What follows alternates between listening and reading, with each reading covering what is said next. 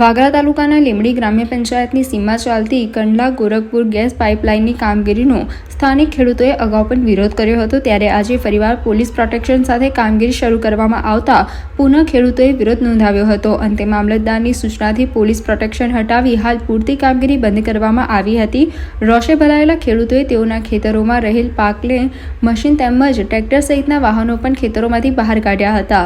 સમસ્યાનું ચોક્કસ નિરાકરણ નહીં આવે તો અમે કોર્ટના રાહે લડત લડીશું. ભરૂચ જિલ્લામાં ચાલી રહેલા પ્રોજેક્ટ સામે ખેડૂતોનો વિરોધ યથાવત જોવા મળી રહ્યો છે. હાલમાં કંડાલાથી ગોરખપુર સુધી ગેસ લાઇનનો વિરોધ થઈ રહ્યો છે. ખેડૂતોની સહમતિ વિના આ કામગીરી કરાતી હોય ખેડૂતોના પાકને પણ નુકસાન પહોંચતું હોવાનું સ્થાનિક ખેડૂતો જણાવી રહ્યા છે. કુદરતી આપત્તિઓ બાદ માંડ ઊભા થયેલ ખેડૂત ફરી ચિંતામાં ગરકાવ થયો છે. વાગરા તાલુકાના લીંબડી ગ્રામ્ય પંચાયતની સીમમાં આવેલા સર્વે નંબર તેમજ ચાલતી કામગીરીનો ખેડૂતોએ પુનઃ વિરોધ નોંધાવ્યો હતો. આ સર્વે નંબરની જમીનમાં હાલ કંડલા ગોરખપુર ગેસ પાઇપલાઇન નાખવાની કામગીરી ચાલુ કરવામાં આવી હતી, જે કામગીરી ખેડૂતોની સહમતિ વિના અને ગેરકાયદેસર રીતે કરાવાતી હોવાના આક્ષેપ સાથે ખેડૂતોએ કામગીરી બંધ કરાવી હતી. ગત 18 તારીખે પણ આ કામગીરી બંધ કરવા ખેડૂતોએ ધારાસભ્ય, કલેક્ટર, મામલતદાર સહિતના અધિકારીઓને સંબંધિતો વાગરા પોલીસ મથકે અરજી સ્વરૂપે ફરિયાદ પણ કરી હતી, જે બાદ કામ બંધ થઈ ગયું હતું. જે બાદ આજે ફરી પોલીસ પ્રોટેક્શન સાથે આ કામગીરી શરૂ કરવામાં આવતા ફરીવાર ખેડૂતોએ એકત્રિત થઈ વિરોધ નોંધાવ્યો હતો અને સ્થળ પર હાજર કર્મીઓ અને ખેડૂતો વચ્ચે શાબ્દિક ઘર્ષણ પણ સર્જાયું હતું. જોકે અંતે વાગરા મામલતદાર મીનાબેનની સૂચનાથી પોલીસ બંદોબસ્ત હટાવી હાલ પૂરતી કામગીરી બંધ કરવાની ફરજ પડી હતી. ગેસ પાઇપલાઇન નાખવાની કામગીરી કરવા આવેલ ઈસમોને ખેડૂતોએ તેઓના વાહનો સાથે ખેતરમાંથી બહાર પણ કાઢ્યા હતા અને આ અંગે જરૂરત પડે કોર્ટના દ્વારા ખખડાવી કાયદેસરની લડત લઈ લેવાની પણ તૈયારીઓ ખેડૂતોએ બતાવી હતી.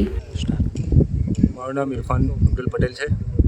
આજ રોજ અમે 500 ખેડૂતો જે એક વર્ષથી અમે આનો સખત વિરોધ કરી રહેલા છે લાઈનનો. એનું કારણ છે કે પહેલો જે 2021નો એવોર્ડ હતો એને આખો ચેન્જ કરીને રૂટ ચેન્જ કરેલો છે. એનું કારણ એટલા માટે લોકો ચેન્જ કરેલો છે કે લીંબડી અંબેલ પુખાજન જીઆઈડીસી એપોઇન્ટ થયેલું 2019માં, ત્યારે પહેલાં અહીંયાથી લાઈન નીકળેલી. તો જીઆઈડીસીએ જ્યારે પરમિશન ન આપ્યું તો આ લોકોએ નવો એવોર્ડ સંપાદનનો એવોર્ડ જાહેર કરી અને નવા બીજા ખેડૂતોની બહુમૂલ્ય જમીનની અંદર કામ કરી રહેલા છે. પ્લસ બીજું કે કેટલાક ખેડૂતો એવા છે લીંબડી પખાજરના કે એ લોકોની આજે પણ સંમતિ નથી, મંજૂરી પર સહી નથી. જ્યારે એ લોકોને પૂછે તો એમ કહે છે કે બધાની સહી મંજૂરીવાળો લેટર અમારી પાસે છે. એમની પાસે માગવાથી કોઈ પણ જાતનો પુરાવો એ લોકોએ આજ સુધી રજૂ કરેલ નથી.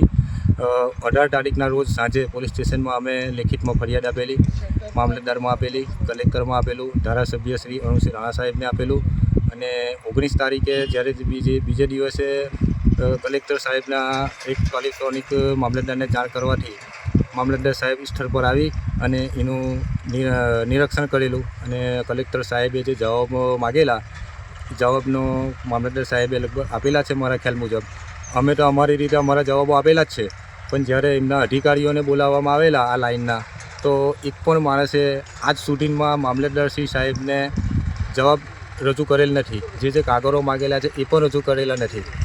તદુપરાંત આજે 20 તારીખના રોજ સવારમાં 9 વાગ્યે હું ઘરે હતો. ટેલિફોનિક જાણીથી બીજા ખેડૂતનો ફોન આવ્યો કે તમારા ખેતરમાં પોલીસ પ્રોટેક્શન સાથે આ લોકો આજે કામગીરી કરવા આવી રહેલા છે. તો મેં મામલતદારશ્રીને પણ રજૂઆત કરી. તો મામલતદારશ્રીએ કીધું કે અમારે હજુ એ લોકો તરફથી કોઈ પણ જવાબ મળેલા નથી, કોઈ એવિડન્સ પણ નથી. તો એ લોકો કામ કેમ કરી રહ્યા? મામલતદારશ્રીએ એમના કોઈક અધિકારીને વાત કરી અને અમે તો કામ બંધ કરાવેલું જ છે અને અમારા પરમિશન વગર આ લોકોએ અમારા ખેતરોમાં ઘૂસપેઠ કરેલી છે અને ઊભા પાકને પણ નુકસાન કરેલું છે. અમારી કોઈ જાતની કોઈ લેટર પર, કોઈ કાગળ પર અમારી સાઇન સિગ્નેચર આજ સુધીમાં નથી અને અમારા જાણમાં એવું મળ્યું છે કે તમારી સહી અમારી પાસે છે.